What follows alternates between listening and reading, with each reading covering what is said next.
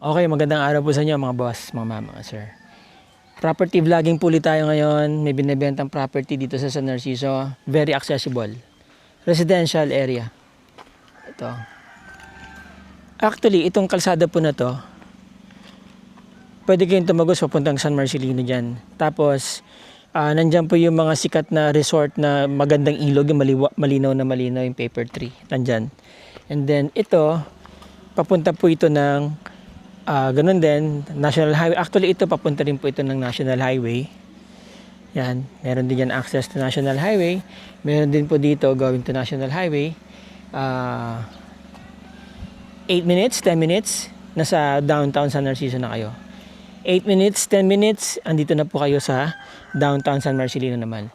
So, malapit po siya sa dalawang municipalities, pero part po ito ng San Narciso. Okay, ito po yung property, no?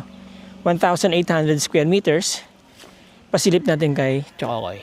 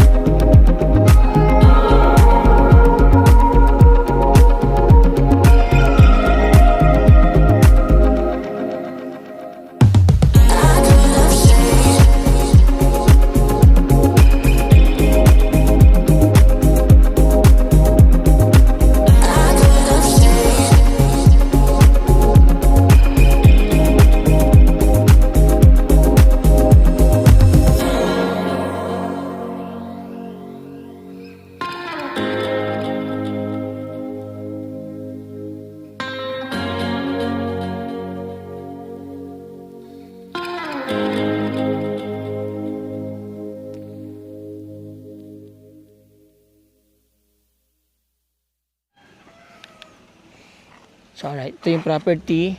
Ang boundary po nito, naka-slant po siya eh. Ayan o, mapapansin yung slant, diretso. Tapos dito, naka-slant din, diretso ang ganon. Alright, so ito yung boundary niya. Ito may puno ng avocado. Sabi sa akin ito. Pasok yung avocado, ano po. Pasok din itong dating ginawang simbahan.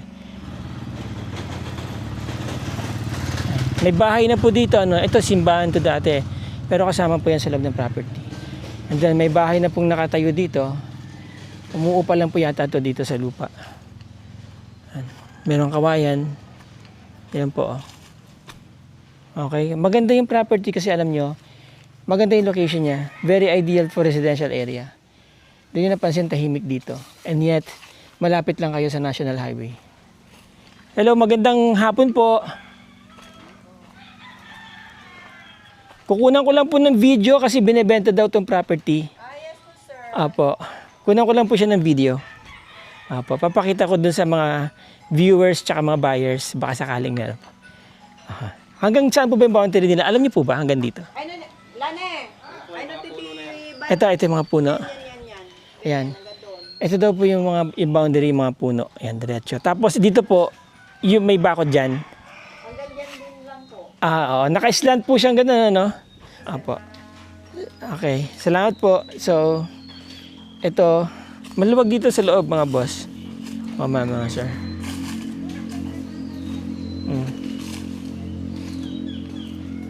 Ayan. Merong mangga, century-old tree. Ano? Malalaki na yung mangga, malakas mamunga to pagka ganyan kalalaki.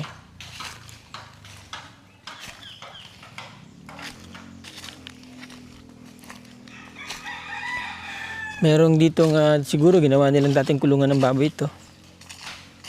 Dito po kasi sa probinsya, alam nyo lahat. Noon dito halos may mga alagang hayop eh. Pangkatay, katulong sa farm. So yan, hanggang dito po sa may alagang baboy, ayan o. Oh, wow. Diba? Native. Pogi nyo mga boss ha. Oh. Kaso lang, wala siyang bubong. Ito meron din siguro dito. Meron din. Native din. Okay? Okay. So kaya pala, naka-slant yung kulungan ng baboy. So yan, ito yung boundary niya. Ito. Yan, kung makikita niyo po yung dire-diretso pa ganun. Ito po yung kulungan ng baboy, di ba? Dire-diretso papunta dun ang boundary ito. So kasama tong kawayan, no?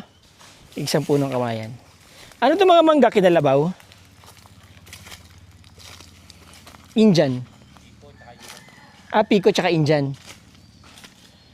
Yan. Itong baboyan, ito. Ayun. Yan po. So yan mga boss, no. Maluwag din, 1,800 square meters eh. Very ideal for residential lot. Malaki na po yun, yung 1,800 square meters. Bumaba ba dito? Hindi naman. Hindi. Okay dito, no? Ayan. Sir, thank you. Okay. So okay, there you go. Yung mga interesado po dyan, kontakin nyo lang ako. 1,800 square meters po ang property. Pahaba siya. Tapos, located dito po sa San Narciso. So, ito pong location na to, this is about 3 hours to 3.5 hours drive from Metro Manila. Very accessible. Concrete road po yung harap niya. Malapit sa palengke, about 8 to 10 minutes. San Marcelino, the next town, is about 8 to 10 minutes. Okay mga boss, maganda property, may mga tanim na po kahit papano. Salamat po. Taga Kabanggan po ako. Opo. Salamat po. Namatakan po to, sir. Barangay Namatakan. Barangay Namatakan, Sitio St. Joseph. Nasa sitio ito. Sitio. Okay. Yun daw. Purok 6. Purok 6. Salamat po ma'am. Okay. Alright. So, yan po yung property. Mga boss, mga ma'am, mga sir, yung mga gusto magkaroon ng bahay dito, jump off point ninyo, going to different parts in Zambales, mga tourist spots, no? Maganda rin to. Alright. So, ang selling price po nito ay 2.5 million clean title. Okay? Nandiyan ang aking contact details kung gusto niyo po mag-schedule ng tripping dito. At para kung talagang interesado kayo, kayo na po mismo ang kumausap dun sa owner. Alright, mga boss, mga ma'am, mga sir. Again, maraming salamat po sa inyong time. Maraming salamat sa inyong oras. Till the next video. Ciao.